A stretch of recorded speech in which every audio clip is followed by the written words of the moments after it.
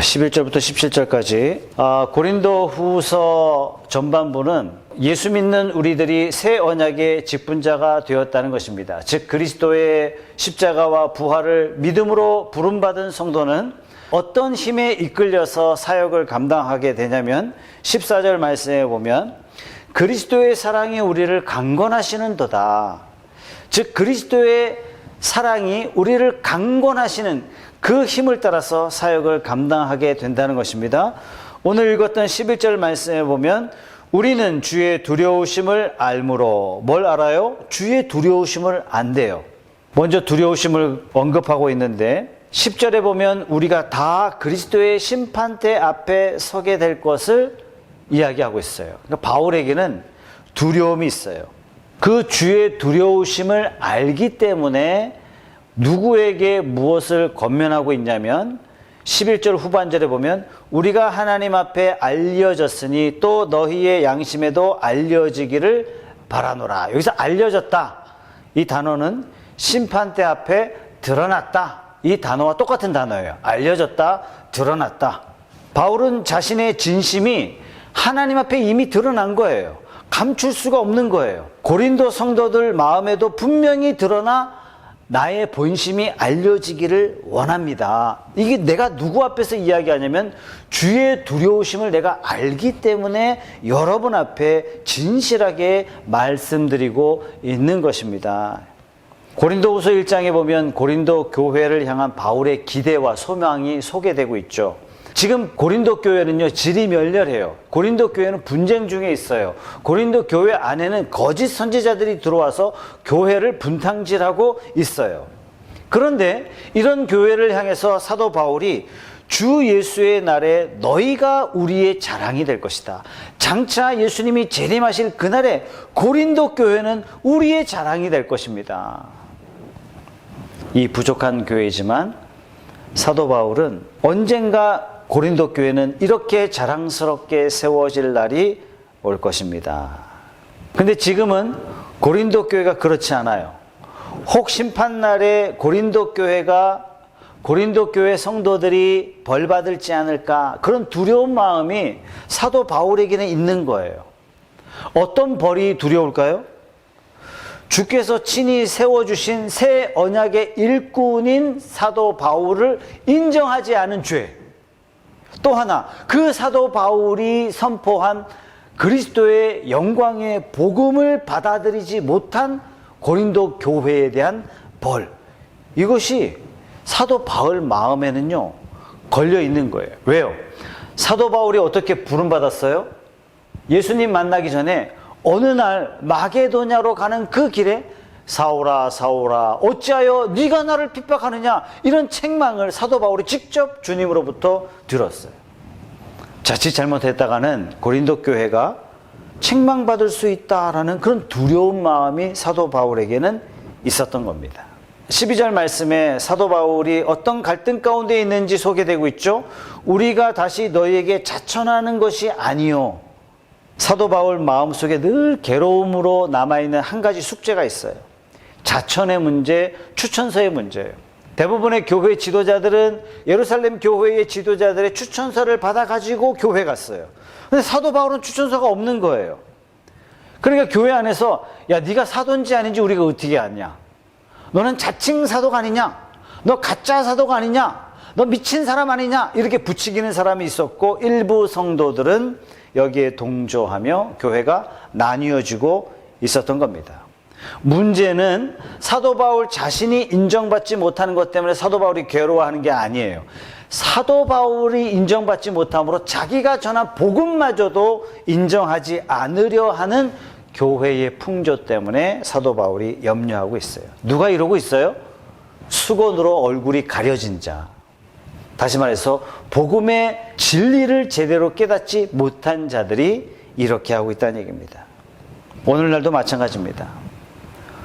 오늘날도 교회 안에 수건으로 얼굴이 가려진 자, 즉 복음을 제대로 깨닫지 못한 자, 성경을 깨닫지 못한 자, 이런 사람들이 교회를 갈등하게 만들고 교회를 나뉘어지게 만들고. 누가 교회의 커다란 동역자가 될 수 있습니까? 바로 복음이 명확한 자가 하나님 앞에 올바르게 쓰임받을 수 있다는 것입니다. 자, 12절 말씀에 중요한 단어가 하나 나옵니다. 자랑. 자랑이라는 것이 나오는데 우리가 무엇을 자랑하느냐? 여기에 따라서 인생관이 결정이 됩니다. 무엇을 자랑하느냐에 따라서 자신의 존재가 밝혀지게 되는 거죠. 새 언약의 일꾼된 자는 뭘 자랑해요? 하나님의 은혜를 자랑해요. 십자가를 자랑해요. 부활을 자랑해요. 반면에 수건으로 얼굴이 가려진 자, 즉 복음을 모르는 자, 복음에 대해서 희미한 태도를 가지고 있는 사람들의 특징은 그가 교회 안에서도 세상을 자랑해요. 교회 안에서도 주님 안에서도 가진 것을 자랑해요. 새 언약의 일꾼은 하나님의 자녀됨의 존재를 기뻐하고 자랑하죠. 반면에 수건으로 얼굴이 가려진 자는 세상 사람처럼 소유를 자랑할 수밖에 없어요. 그래서 고린도 교회는 뭘 갖고 오라 그래요? 추천서 갖고 오라 이거예요. 추천서. 네가 하는 말이 아무리 옳아도 추천서가 없으면 안 된다 이거예요. 수건으로 얼굴이 가려진 자는 내가 얼마나 인정받느냐 그게 중요한 거예요. 교회 복음이 선포되느냐 마느냐, 그 말씀을 깨닫느냐 안 깨닫느냐 그게 중요한 것이 아니라 내가 인정받느냐예요. 내가 어떤 지위에 올랐느냐 그것이 더 중요한 거예요. 사도 바울은 자신이 새 언약의 일꾼된 것, 또 새 언약의 일꾼된 성도들을, 사도 바울은 뭘 기뻐해요? 내가 새 언약의 일꾼된 걸 기뻐해요. 뭐로 증명하죠? 자기가 갖고 있는 거 다 배설물로 버려버리는 거예요. 하나님이 내게 주신 그 직분을 향해서 목숨을 다 바쳐 달려가는 그 기쁨이 있어요. 왜? 새 언약의 일꾼 됐기 때문에. 내 존재가 바뀌었다는 얘기예요. 바울이 가진 건 아무것도 없어요. 먹을 것도 없어요. 잠자리도 불편해요. 그러나 뭐 때문에 그는 부요한 자가 되었냐면 고린도 교회 안에 일반 사람들이 새 언약의 일꾼된 성도들로 많이 부름받은 거예요. 복음 때문에. 그 사람들을 내가 가졌다라고 사도 바울이 자랑하고 있는 것입니다. 13절 말씀에 우리가 만일 미쳤어도 하나님을 위한 것이요 정신이 온전하여도 너희를 위한 것이다. 미쳤다라는 단어가 또 나오죠. 사도 바울이 자칭 사도래요. 자칭 사도. 이걸 보고 일부 고린도 교회 성도들이 바울을 보고 미쳤다 이렇게 이야기했던 것 같습니다. 이 말을 듣고 바울이 당당하게 이야기합니다. 네, 우리는 예수에 대해서 미친 사람입니다. 그러나 여러분을 위해서는 정신이 온전한 사람입니다. 여러분 사도행전에 보면 베스도 총독 앞에 바울이 섰어요. 이 총독이 바울의 전도를 듣고 이야기해요. 바울아, 네가 미쳤도다.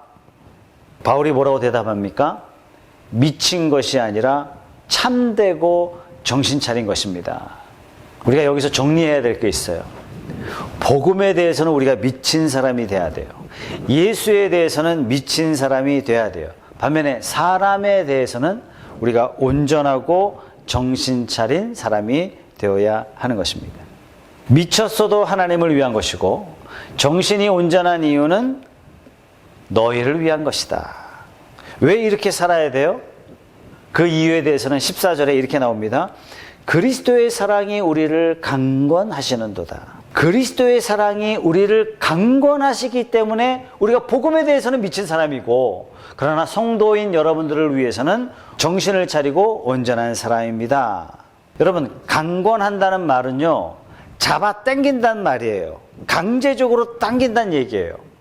우리가 사실 육신적으로는 육신의 소욕을 따라 살고 싶어요. 좀 편하게 많이 가진 것으로 살고 싶은 게 우리의 마음이에요. 편하게 살고 싶은 게 우리의 육체의 소욕이에요. 그런데 그리스도의 사랑이 우리를 딱 잡고 당긴다는 얘기예요.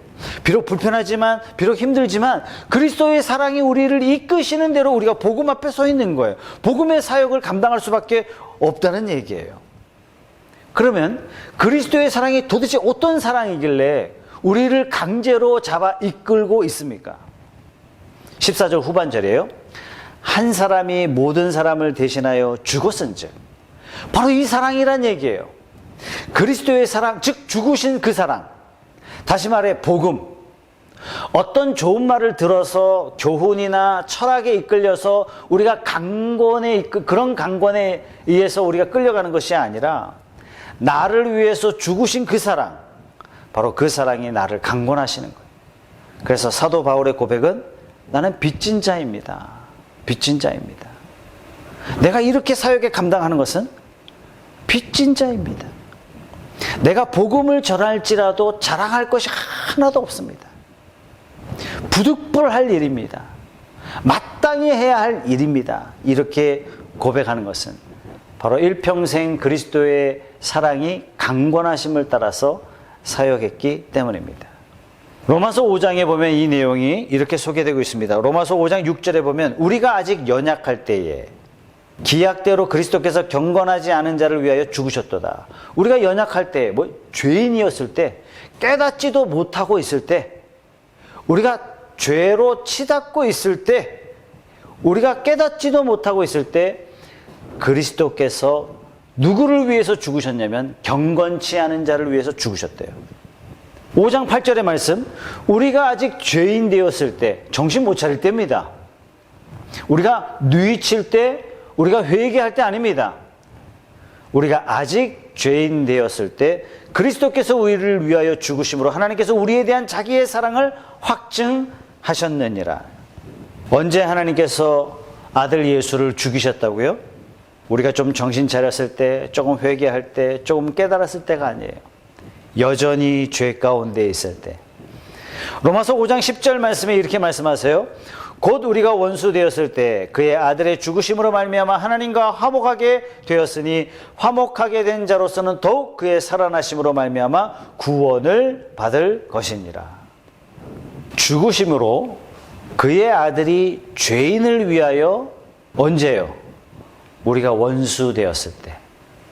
인간 누구도 원수를 위해서 자기 친아들을 내어줄 자가 없어요. 그런데 창조주 우리 하나님은 원수를 위해서 자기 아들을 화목제물로 내주셨어요. 바로 이 사랑이 나로 하여금 강권하시는 거예요. 나를 강력하게 이끌어 가시는 겁니다. 로마서 5장 8절 말씀은 굉장히 중요한 말씀을 하시죠. 하나님께서 우리에 대한 사랑을 확증하셨다 그랬어요. 하나님이 우리를 얼마나 사랑하시는지 확실하게 보증하셨다는 얘기입니다. 여러분, 확증이란 말은 누구도 거부할 수 없도록 확실하게 증명되었다. 이게 확증입니다. 우리가 아직 죄인 되었을 때 그리스도께서 우리를 위하여 죽으심으로 하나님께서 우리에 대한 자기의 사랑을 확증하셨느니라. 하나님께서 우리를 얼마나 아끼시는지, 어디까지 사랑하시는지, 어떻게 사랑하시는지 그리스도의 십자가 사건을 통해서 확증해 주셨다. 더 이상 남겨진 의심이 없도록, 더 이상 사랑이 없도록 하나님이 사랑을 우리에게 몽땅 다 부으신 거예요. 그런데 이것을 믿지 못한다면 마지막 날의 심판밖에는 기다릴 게 없다는 얘기입니다. 하나님께서 저와 여러분들에게 말로만 사랑하신 게 아니에요. 죽음으로 우리에게 사랑을 나타내셨습니다. 요한일서 4장 9절 말씀은 하나님의 사랑이 우리에게 이렇게 나타난 바 되었으니 하나님이 자기의 독생자를 세상에 보내심은 그로 말미암아 우리를 살리려 하심이라. 하나님은 이 사랑의 줄로 사도 바울을 강권하시는 거예요. 사랑의 줄로 꽁꽁 묶어서 바울을 로마까지 이끌고 가시는 거예요. 우리도 때로는 원치 않지만 하나님의 이 강력한 사랑에 매여서 마땅히 그 길보다 더 좋아 보일 것 같은 세상의 관점으로 봤을 때 더 좋은 길이 있었음에도 불구하고 주님께서 원하시는 그 길을 택할 수밖에 없는 것은 하나님의 이 사랑이 나를 강권하시기 때문입니다. 이 사랑이 여러분들에게 있는 줄 믿습니까? 사도 바울뿐만 아니라 새 언약의 일꾼된 사람들은요, 사도 바울에게 보여주셨던 이 똑같은 사랑이 부어졌다는 얘기예요. 그리스도의 사랑의 강권함을 받은 사람이다. 그래서 바울은 나를 강권하시도다 이렇게 표현하지 않았어요. 어떻게 해요? 우리를 강권하시는도다. 예수 그리스도의 십자가와 부활을 믿는 모든 사람들을 하나님께서 붙잡고 그냥 가시는 거예요. 이 사실을 우리 자신들 속에서도요, 점검해 볼 수 있어요. 우리가 미쳤어도 하나님을 위한 것이요 라고 말씀드린 대로 나는 과연 복음에 미쳤는가? 내게는 우리 주 예수 그리스도의 십자가 외에는 결코 자랑할 것이 없다. 그게 아니라 나는 외모를 자랑하고 있고 나는 남보다 더 가진 것 때문에 자랑하고 있다면 우리는 그리스도를 갖지 않은 자이거나 아직 그리스도의 사랑의 관건에 이끌림 받지 못한 사람이라는 증거가 되는 것입니다. 그렇다면 그토록 자랑하는 복음, 그리스도의 죽으심이 왜 자랑일까요? 첫째, 그리스도의 십자가 때문에 우리는 지옥 가지 않게 되었어요. 다 천국 가게 되었습니다. 놀라운 보상이에요. 두 번째, 사탄의 노예에서 해방시켜 주셨어요. 이것뿐만 아니라 세 번째, 우리를 하나님의 자녀로 우리의 호적을 세상에서 하나님 것으로 바꿔 주셨어요. 그냥 자녀로 끝난 게 아니에요. 자녀이면 후사다. 즉 기업을 유업을 이을 자다. 즉 천국에 있는 모든 것들을 다 우리가 받게 된단 말이죠. 그래서 하나님 이렇게 말씀하셨어요. 내 것은 다 네 거다. 내 것은 다 네 거다. 우리의 낮은 몸이 주의 영광의 몸과 같이 영화롭게 영원토록 변화되어 그 영광에 영원히 참여하게 될 것을 알려주셨어요. 바로 이 사랑이 나를 강권하시는 거예요. 세상의 그 어떤 것으로도 보상할 수 없는 하나님만이 주실 수 있는 놀라운 복이 나를 이끌고 계신 거예요. 예수님 뭐라고 비유하셨습니까? 밭에서 보화를 발견한 자다. 바로 그 사람이. 어떻게 해요? 자기의 전 재산을 팔아서 그 밭을 사는 사람과 똑같다. 이것이 바로 성도다. 이렇게 말씀하셨습니다. 15절 말씀입니다. 그가 모든 사람을 대신하여 죽으심은 살아있는 자들로 하여금 다시는 그들 자신을 위하여 살지 않고 오직 그들을 대신하여 죽었다가 다시 살아나신 이를 위하여 살게 하려 함이라. 로마서에 비슷한 말씀이 있어요. 로마서 14장 7절 8절의 말씀인데요. 우리 중에 누구든지 자기를 위하여 사는 자가 없고 자기를 위하여 죽는 자도 없도다. 우리가 살아도 주를 위하여 살고 죽어도 주를 위하여 죽나니 그러므로 사나 죽으나 우리가 주의 것이로다. 우리 중에 이런 사람이 없대요. 그리스도인 중에 이런 사람이 없대요. 어떤 사람이? 자기를 위하여 살고 자기를 위하여 죽는 사람이 없대요. 만약에 있다면 그 사람은 그리스도인이 아니란 얘기예요. 만약에 있다면 그 사람은 아직 어린아이에 불과하다는 얘기입니다. 그리스도의 사랑이 강건하시기 때문에 우리가 주를 위해 죽고 주를 위해 사는 자가 되었다는 것입니다. 그래서 우리가 성도가 되어서 나의 야망과 내 인생의 육신의 목표를 향해 다름박질하는 것을 하나님이 기뻐하지 않습니다. 16절 말씀입니다. 그러므로 우리가 이제부터 어떤 사람도 육신을 따라 알지 아니하노라. 현대인 성경에는요, 육신을 따라 알지 아니하노라 이 말씀을 이렇게 번역했어요. 세상의 관점을 따라 살지 아니하노라. 아마도 이 말씀을 들었던 고린도 교회는 뜨끔했을 거예요. 왜요? 이들은 한쪽은 바울파라, 한쪽은 아볼로파라, 한쪽은 게바파라. 그럼 서로 막 다투고 싸우고 있어요. 서로 판단하고 있고 서로 분열하고 있어요. 고린도 교회는 육신을 따라 세상적 관점을 따라서 살았어요. 그리스도를 세상적 관점에서 살펴봤어요. 그리고 서로 다투고 싸우고 분열했습니다. 성도는요, 두 가지 알무로 끝납니다. 첫째, 예수님이 제자들에게 뭐라고 물으셨죠? 너희는 나를 누구라 하느냐? 즉, 내 신앙이 올바르게 서 있느냐 잘못 서 있느냐 이 관점은 내가 그리스도를 어떻게 알고 있느냐 여기에 결정이 됩니다. 또 하나는 예수님이 십자가상에서 이렇게 말씀하셨어요. 다 이루었다. 뭘 이루셨어요? 죽으심으로 이루어주신 복음, 즉 지식에 넘치는 그리스도의 그 사랑, 그 넓이와 길이와 높이와 깊이가 어떠함을 깨달아 하나님의 모든 충만하신 것으로 충만케 하신 그 하나님의 은혜가 어떤 것인지 알고 있느냐 모르고 있느냐, 여기에 따라서 성도의 정체성이 결정이 되는 겁니다. 우리 성경 왜 읽어요? 첫째, 그리스도가 어떤 분이냐 이거예요. 두 번째, 그리스도께서 십자가에서 다 이루어졌다는 그 복음의 높이와 깊이와 넓이와 길이가 어떠한 것인지, 하나님의 충만하신 은혜가 어떤 것인지 얼만큼 아느냐, 이것이 바로 성도의 삶의 질을 결정하는 것입니다. 성경 읽는 목적이 바로 여기 있는 거예요. 16절 하반절에 이제부터는 그같이 알지 아니하노라. 이제부터가 언제죠? 이제부터는 그같이 알지 않는데요. 어떻게 해요? 고린도 교회들이 세상적 관점으로 그리스도를 평가하고 있는 거예요. 세상적 관점으로 사도들을 평가하고 있는 거예요. 우리는 그렇게 안 한다는 얘기예요. 언제부터? 이제부터. 이제부터가 언제입니까? 그리스도의 사랑이 나에게 부어진 날부터, 다른 말로 거듭난 날부터 우리는 그렇게 살지 않는다는 얘기예요. 이제부터, 즉 거듭난 날부터 뭐가 달라지냐면 인생관이 달라져요, 세계관이 달라져요, 가치관이 달라져요, 결혼관이 완전히 달라지는 거예요. 다시 말해서 모든 것이 변한 사람이 되는 겁니다. 이것을 우리는 그리스도인 이렇게 말합니다. 이 그리스도인은 어떻게 살아요? 그런즉 먹든지 마시든지 무엇을 하든지 다 하나님의 영광을 위해 사는 인생. 당연히 세계관과 인생관과 가치관과 결혼관이 달라질 수밖에 없는 것입니다. 17절 말씀, 그런즉 누구든지 그리스도 안에 있으면 새로운 피조물이라. 이전 것은 지나갔으니 보라 새 것이 되었도다.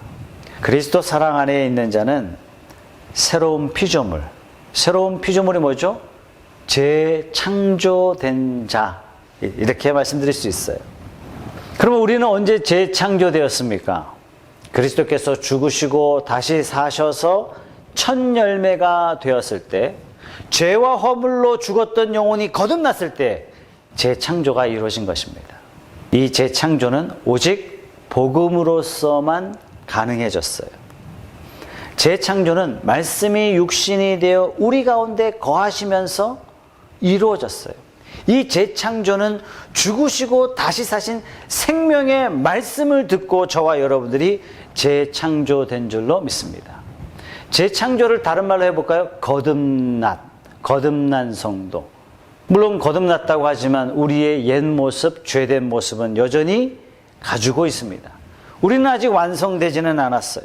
그러나 주님 다시 오시는 날 우리의 몸과 마음이 완전히 영화롭게 될 것, 완전히 새로워서 완성되는 날이 오게 될 줄로 믿습니다. 그래서 믿음의 사람은요, 우리 그것도 믿는 거예요. 예수님 재림하시는 그날 내가 지금은 부족하지만 그날 완전히 새로워질 것이다. 내가 오늘 넘어지고 어제 넘어지고 그제 넘어지고 예수 믿는다고 하면서 내가 자꾸 넘어지고, 내가 정말 예수 믿는 사람이 있는가? 그래서 내가 나 자신을 포기하는 것이 아니라 내가 이것을 믿기 때문에 예수님 재림하시는 날, 그 강권하신 사랑에 예수님 재림하시는 날 내가 완전히 하나님의 사람으로 완성된 사람으로 빚어질 것을 믿고 오늘 다시 일어나는 거예요. 그리스도의 강건하시는 사랑으로 지금은 많이 부족하지만, 매일 쓰러지지만 그리스도의 강건하시는 사랑으로 우리가 다시 일어나는 거예요. 말씀하신 것을 이루시는 신실하신 하나님을 믿기 때문에 말씀하셨으면 이루시는 분임을 우리가 믿는 성도로서 새 언약의 직분자의 길을 다시 걸어가시는 겁니다. 빌립보서 1장 6절 말씀에 이렇게 말씀하세요. 너희 안에 착한 일을 시작하신 이가 그리스도 예수의 날까지 이루실 줄을 우리는 확신하노라. 자, 여러분 생각해 보세요. 첫 번째 창조 때는 사람이 언제 창조됐죠? 다 창조된 다음에 맨 마지막에 사람을 창조하셨어요. 근데 예수 그리스도의 십자가로 말미암아 재창조는 어떻게, 무엇이 먼저였냐면 사람을 먼저 재창조하셨어요.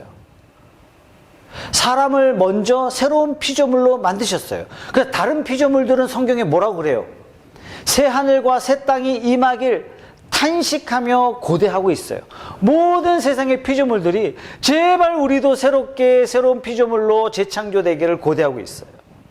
왜 이렇게 하셨냐? 하나님께서 예수를 믿는 저와 여러분들을 먼저 새로운 피조물로 만드셔서 우리로 하여금 이 세상을 하나님이 기뻐하시는 세상으로 재창조하도록, 하나님 나라를 이 세상에 확장시켜 나가도록 저와 여러분들을 먼저 재창조하셨다는 것입니다. 그렇다면 진짜 우리는 얼마나 영광스러운 직분을 받았는지 알아야 돼요. 놀라운 일입니다. 오늘 말씀을 생각하면서 함께 기도하겠습니다.